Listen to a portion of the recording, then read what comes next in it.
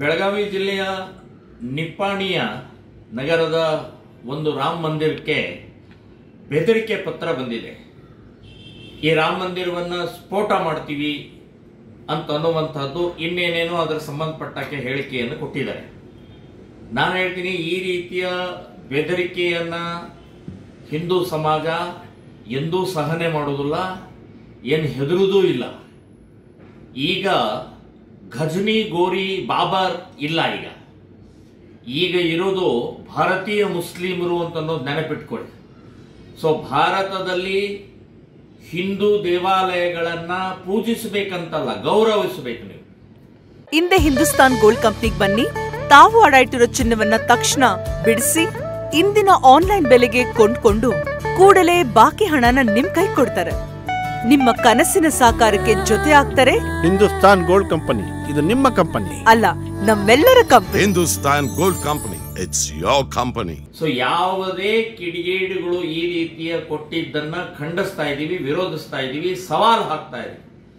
ಆ ರಾಮ ಮಂದಿರದ ಒಂದೇ ಒಂದು ನಿಪ್ಪಾಣಿಯ ರಾಮ ಮಂದಿರದ ಒಂದೇ ಒಂದು ಕಲ್ಲು ಕೂಡ ನಿಮ್ ಕಡೆಯಿಂದ ಅಲ್ಲಾಡ್ಸಕ್ಕಾಗೋದಿಲ್ಲ.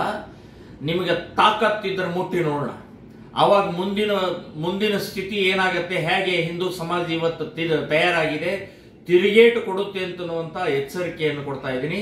ಶ್ರೀರಾಮ ಸೇನೆ ಸಂಘಟನೆಯ ಕಾರ್ಯಕರ್ತರು ಕೂಡ ಇದನ್ನ ನಾವು ಖಂಡಿಸ್ತಾ ಇದ್ದೀವಿ, ವಿರೋಧಿಸ್ತಾ ಇದ್ದೀವಿ. ಅಷ್ಟೇ ಅಲ್ಲ, ಎಲ್ಲ ಮಂದಿರಗಳಿಗೂ ಕೂಡ ಸರ್ಕಾರ ಭದ್ರತೆ ಕೊಡಬೇಕು. ಅದರ ಜೊತೆಗೆ ನಮ್ಮ ಕಾರ್ಯಕರ್ತರು ಕೂಡ ಅದರ ಸಂಬಂಧಪಟ್ಟ ಹಾಗೆ ನಾವು ಸಂರಕ್ಷಣೆಗೆ ಸಿದ್ಧ ಆಗಬೇಕು ಅಂತನ್ನುವಂಥದ್ದು ನನ್ನ ಹೇಳಿಕೆಯನ್ನು ನಾನು ಕೊಡ್ತಾ ಇದ್ದೀನಿ.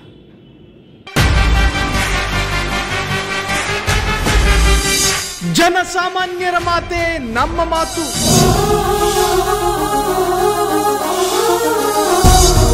ಜನಸಾಮಾನ್ಯರ ದಾರಿಯೇ ನಮ್ಮ ದಾರಿ.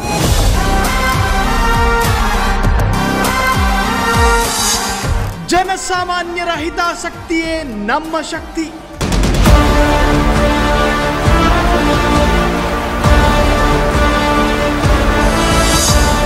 ಫ್ರೀಡಂ ಟಿವಿ ಶೀಘ್ರದಲ್ಲೇ ನಿಮ್ಮ ಮನೆಗೆ.